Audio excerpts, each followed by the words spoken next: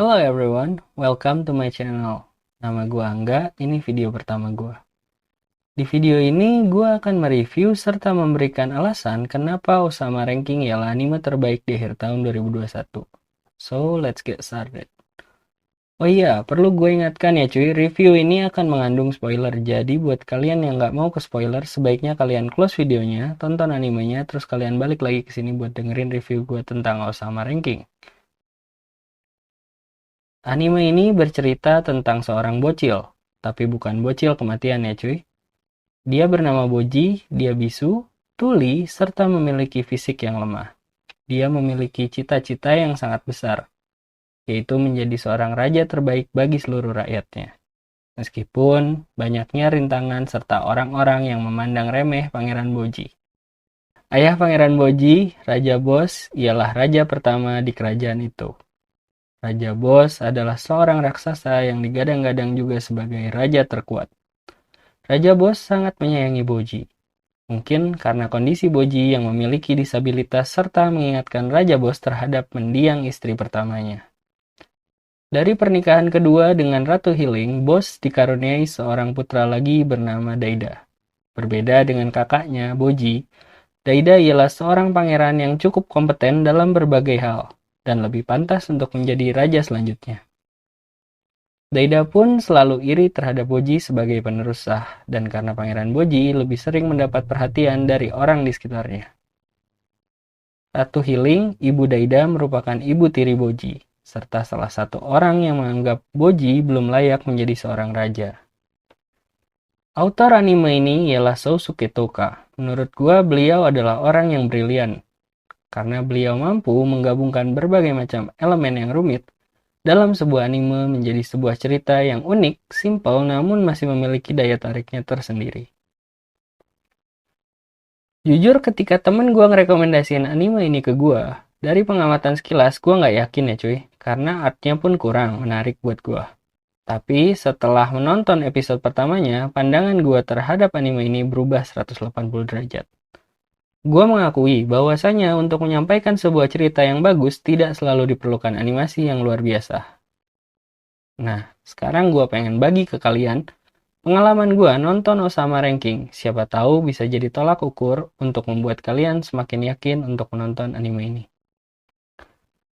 Menurut gue, cerita yang disuguhkan ialah hal yang paling menjual dari anime ini. Ceritanya unik, memiliki konsep anime lama yang memberikan perasaan nostalgia bagi para viewernya, terutama penikmat anime di era 90-an. Serta adanya hal-hal kecil yang mirip sama film-film Disney di anime ini. Salah satunya ialah latar kerajaannya, penyihir jahat, serta cermin ajaib. Namun jangan khawatir, alur cerita dari anime ini cukup berbeda kok. Kita akan dibawa untuk melihat petualangan serta perjuangan Pangeran Boji dari nobody to somebody. Bagaimana Pangeran Boji yang tidak memiliki siapa-siapa bertemu dengan Kage, seorang dari klan bayangan yang literally its shadow. Di awal pertemuannya, Kage berniat untuk merampok Pangeran Boji yang sedang berjalan-jalan di luar istana. Tapi, secara mengejutkan, Pangeran Boji justru dengan sukarela memberikan pakaian yang ia kenakan.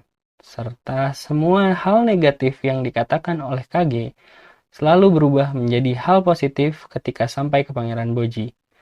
Hal ini menunjukkan berapa baik dan seberapa besar hati seorang Pangeran Boji. Dari hal itu juga yang membuat Kage sadar ketika ia mengikuti Pangeran Boji ke istana secara diam-diam, bahwa Pangeran Boji memiliki nasib yang sama dengan dirinya. Nah, kesamaan nasib itulah yang membuat Kage memilih untuk selalu berada di sisi Pangeran Boji sebagai penjaganya. Dari segi art style pun terbilang unik. Di saat banyak anime yang banyak menggunakan CGI dan menggunakan art style yang realistik, Osama Ranking justru dengan berani hadir di tengah kita menggunakan art style yang lawas dan mirip Studio Ghibli. Tapi buat gue hal ini justru menjadi hal yang menarik, dikarenakan art style-nya yang tidak biasa justru membuat gue kesulitan untuk menentukan mana tokoh yang sebenarnya ada di pihak Pangeran Boji, atau yang mau berkhianat terhadap Pangeran Boji, dikarenakan sulit untuk menentukan raut wajahnya.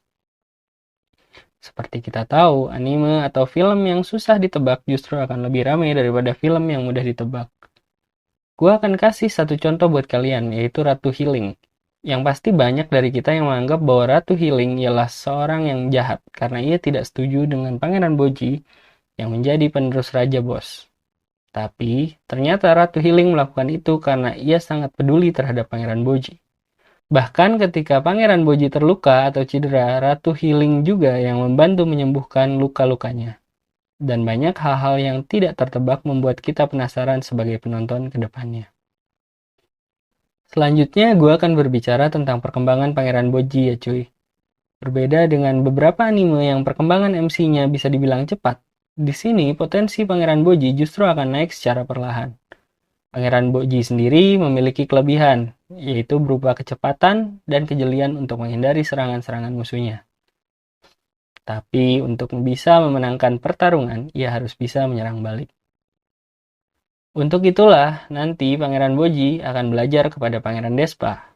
Despa merupakan adik dari Desha yang merupakan penguasa bawah tanah. Tak seperti Desha, Despa jauh lebih lemah, konyol, dan mata duitan. Namun Despa memiliki kelebihan, yaitu bijaksana dan mampu merasakan kekuatan atau kelemahan dari orang yang ia sentuh. Seperti ketika ia menyentuh tangan Pangeran Boji, ia mengetahui bahwasanya Pangeran Boji sama sekali tak memiliki kekuatan fisik. Despa yang bijaksana pun tak menyerah dan tetap menyanggupi melatih Pangeran Boji. Dari sinilah pelatihan Pangeran Boji dimulai. Dari mulai memilih senjata yang tepat serta melatih Boji untuk mampu menggunakan senjata tersebut. Di akhir pelatihannya, Despa juga membuat pertandingan palsu untuk memberikan murid kesayangannya kepercayaan diri. Karena ia tahu, untuk menjadi kuat dibutuhkan kepercayaan diri, tak hanya kuat secara fisik. Hal lain yang gue suka dari anime ini, yaitu karakter-karakter yang memiliki alur cerita yang cukup dalam dan menarik untuk diikuti. Seperti Pangeran Daida yang termakan oleh omongan cermin ajaib yang merupakan perwujudan dari Miranjo, serta Raja Boss yang bangkit kembali setelah mengembuskan nafas terakhirnya. Dan ya, gue rasa gue harus berhenti menspoiler animenya biar nggak ngerusak pengalaman kalian ketika nonton animenya. Dari hal-hal yang gue sebutin barusan, gue kasih rating anime ini 9/10. Gak lupa opening yang catchy dari King Gnu dan ending anime dari Yama yang bagus banget.